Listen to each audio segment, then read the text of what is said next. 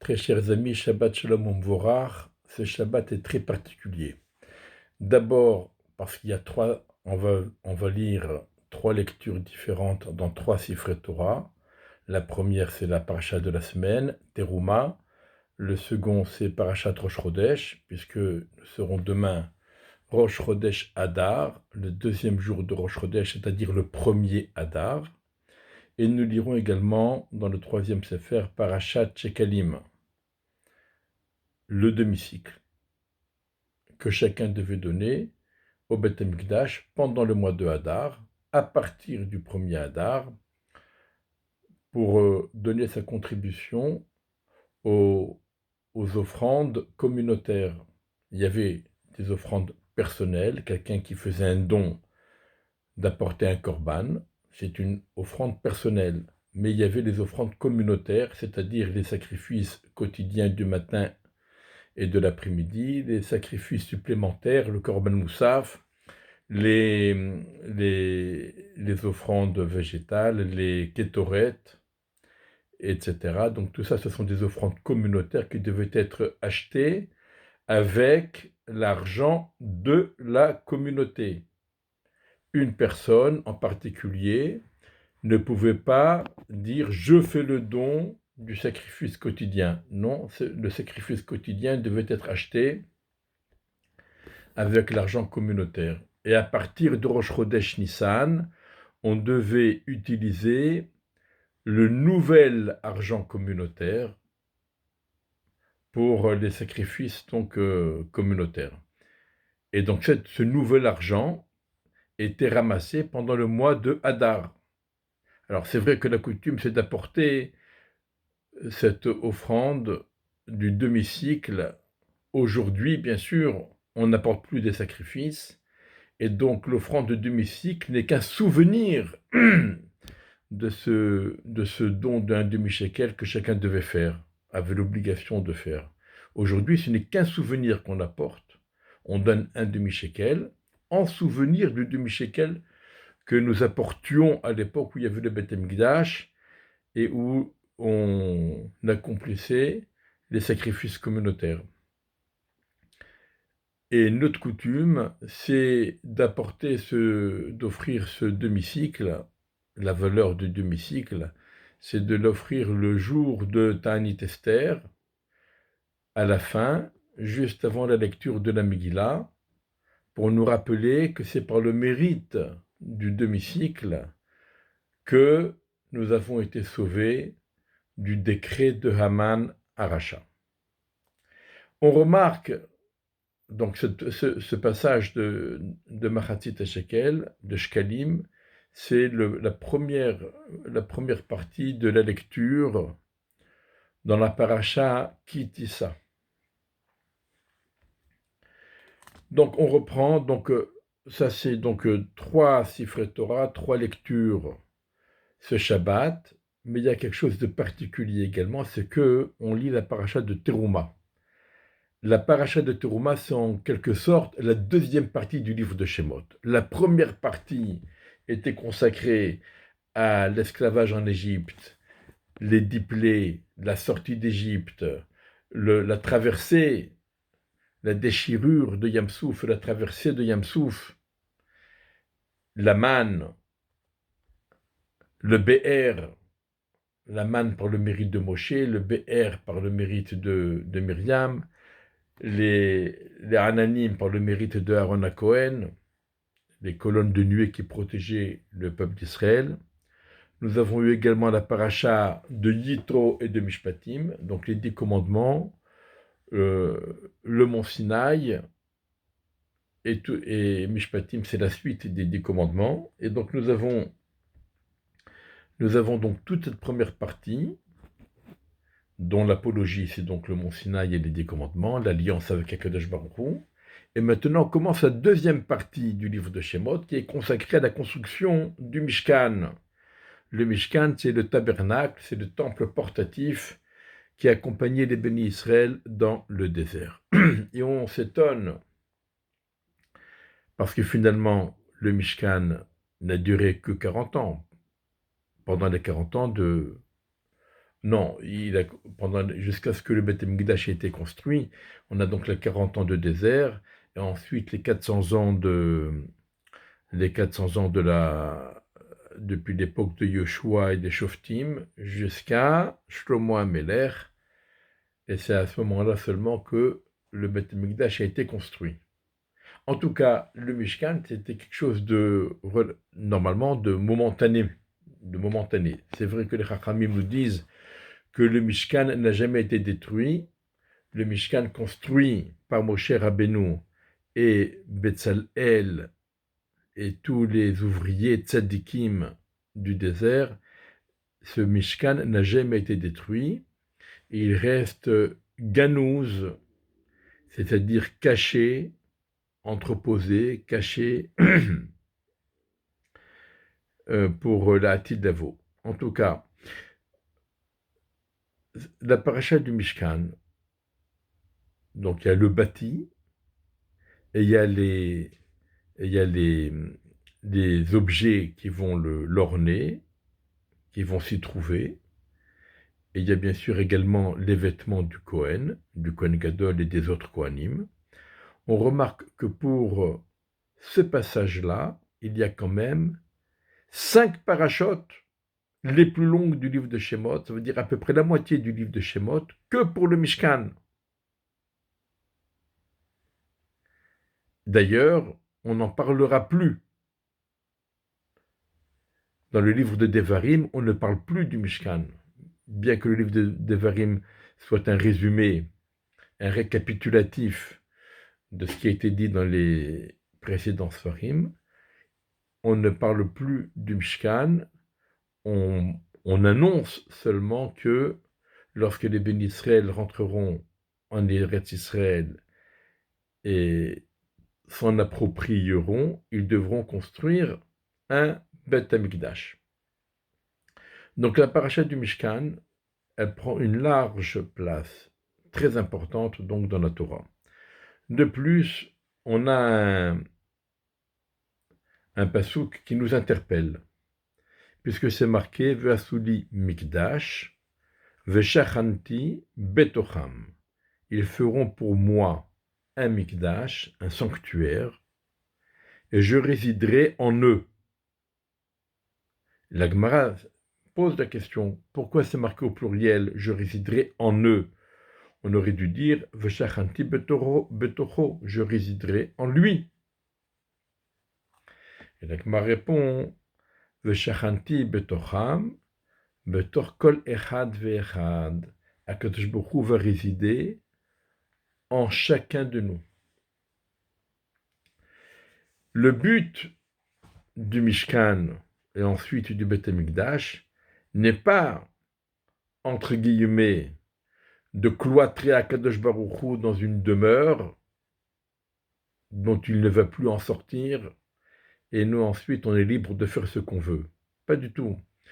Le but, c'est qu'Akadosh Baruch Hu réside à l'intérieur de chacun d'entre nous. Que chacun d'entre nous devienne un Mishkan de la Shekhinah. Un Mishkan pour la Shekhinah. Chacun d'entre nous doit se transformer et devenir une résidence pour la Shekhinah. Et c'est pour cela que la Torah consacre un passage très important pour le Mishkan et ensuite pour les habits des Kohanim. Parce que, étant donné qu'il s'agit de nous bâtir, de nous construire, de nous transformer en résidence de la Shekhinah, alors on comprend qu'il y a énormément d'efforts à faire et qu'il faut le faire avec le maximum de précision et que tout soit fait selon l'esprit de la Torah. Évidemment que l'essentiel dans le Mishkan, ce n'est pas la note artistique, quand bien même c'est fabuleux. Mais ce n'est pas la note artistique qui doit attirer notre attention, mais c'est surtout le côté symbolique du Mishkan.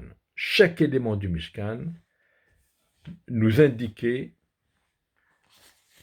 un travail à faire sur soi-même pour pouvoir devenir la résidence de la Shekhinah, pour pouvoir se transformer soi-même en Mishkan. Et n'allons pas très loin, dès le début de la paracha, on nous parle du Aaron. Et là, vous avez quelque chose d'extraordinaire. D'abord, il y a l'Arche sainte, qui a été faite en bois de chittim et qui a été recouverte d'or à l'extérieur et à l'intérieur. Rachid nous explique qu'il y avait donc 3 caissons. Un caisson en or, un caisson en bois et un caisson en or, dans lequel on allait mettre ensuite les tables de la loi, et par-dessus lequel on devait mettre un couvercle, la caporette, à ne pas confondre avec parochet. Parochet, c'est le rideau qui sépare le Kodesh HaKodashim, le Saint des Saints, là où se trouvait l'Arche Sainte, du reste du Mishkan. Ça, c'est la parochet. Mais nous, on parle de la caporette. La caporette, c'était le couvercle qui reposait sur le Aaron et qui était surmonté par 2 kérouvim. On traduit chérubins. Ils avaient un visage d'enfant, et les Chachamim précisent un garçon et une fille. Et ils devaient se regarder l'un l'autre. Et leurs ailes devaient abriter l'Arche sainte. Qu'est-ce que ça signifie? Juste après avoir lu les 10 commandements, où on nous interdit toute représentation, on nous interdit les idoles, etc. Et finalement, on nous dit, dans le Kodesh HaKodashim, dans le Saint des Saints, par-dessus l'Arche Sainte, là où se trouvent les tables de la loi, où sont inscrits les 10 commandements, là, il faut mettre des kérouvim. Et la Gemara nous précise bien, si quelqu'un faisait des kérouvim de sa propre initiative, ce serait une avodah zara. Mais là, la Torah nous demande de faire ces kérouvim. Quel est le sens de tout cela? Eh bien, justement, ce que la Torah veut nous dire, c'est que pour bien comprendre la Torah, pour bien s'imprégner de la Torah, pour pouvoir se transformer en résidence de la Shekhinah, il faut développer en nous le koach de la netina, la force de donner. Être quelqu'un qui donne. Pas quelqu'un qui prend, mais quelqu'un qui donne. De même qu'au niveau de Akadosh Baruch Hu, c'est Akadosh Baruch Hu qui donne tout à tout le monde. Évidemment, Akadosh Baruch Hu ne prend rien de ses créatures. C'est lui qui nous a créés. Et il n'a rien à prendre de chez nous. Il nous donne. Eh bien, nous devons ressembler à Akadosh Baruch Hu, et nous devons nous aussi développer en nous cette nature de donner. Donner sans espoir de récupérer quelque chose, sans espoir de reprendre quelque chose, que ce soit espérer un retour en nature ou bien un retour en kavod, en honneur ou en estime, etc. Non, on doit donner pour donner. Et c'est ça que symbolisent les kérouvim. Les kérouvim, ils se regardent l'un l'autre et ils tendent leurs ailes l'un vers l'autre dans une dynamique de donner. On doit chercher à donner à l'autre. On doit donner à l'autre. On doit s'inquiéter de l'autre. On doit chercher à pourvoir aux besoins de l'autre. Mais la Torah nous précise, attention, il faut mettre les tables de la loi à l'intérieur du Aaron, en dessous des kérouvim. Pourquoi? Pour nous rappeler que même dans cette démarche de donner à l'autre, de pourvoir aux besoins de l'autre, on doit rester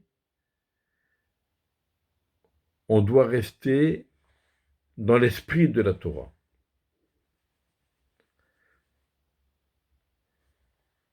on ne doit pas déroger aux lois de la Torah. Il arrive des fois que on veuille donner à quelqu'un, on veut se rendre utile pour la société, on veut soulager son prochain, et pour cela, on se permet de le tuer.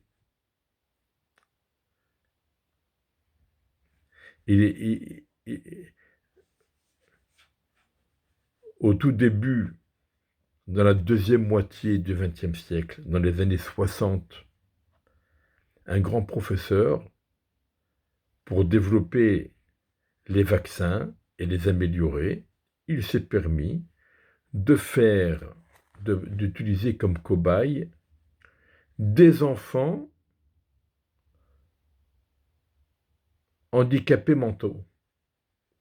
Ce sont des handicapés mentaux, personne n'ira porter plainte, ils sont de toute façon confinés dans un hôpital, eh bien, il les a utilisés comme cobayes. Bien sûr, il voulait se rendre utile pour la société en général.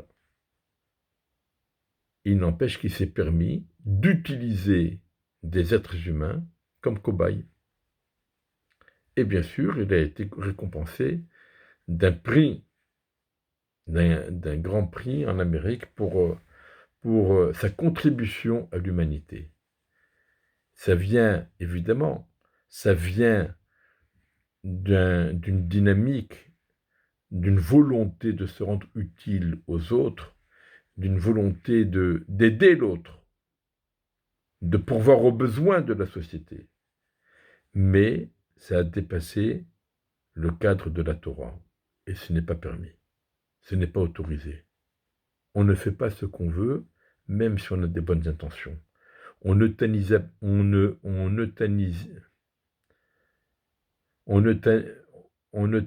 pas quelqu'un simplement parce qu'on veut le soulager de ses douleurs. Alors, évidemment, c'est dur, mais ça ne permet pas tout. C'est ça que la Torah vient nous dire. Si jamais on veut devenir une résidence pour la Shekhinah, on doit intégrer les valeurs de la Torah, on doit puiser nos forces et puiser notre élan dans la Torah et rester toujours dans le cadre de la Torah. Et c'est comme ça qu'on pourra se transformer en Mishkan, en résidence de la Shekhinah. Et c'est ça également que nous lisons donc ce Shabbat, la paracha de Shekalim. Chacun devait donner un demi-cycle, pas un cycle entier, mais un demi-cycle. Le demi-cycle est également le symbole de la complémentarité. On est associé à l'autre. On se joint à l'autre. On pense à l'autre.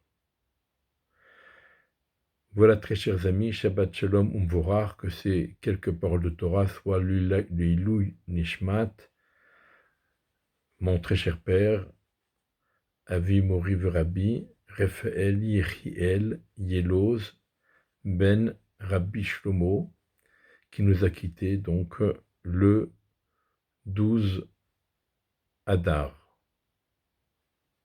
le 12 Shevat. Il y a donc 3 semaines à peu près. Shabbat Shalom Umvorar, Besorot Tovot et une bonne santé pour tout le monde.